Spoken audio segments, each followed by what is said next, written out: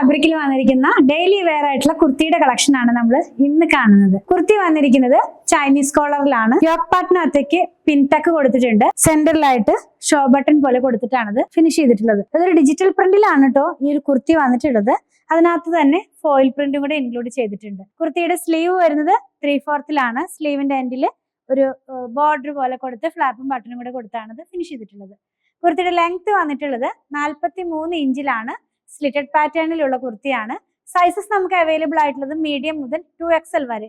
Price വന്നിരിക്കുന്നത് 619 രൂപയാണ്. ഇതിന്റെ 3 കളേഴ്സ് അവൈലബിൾ ആണ്.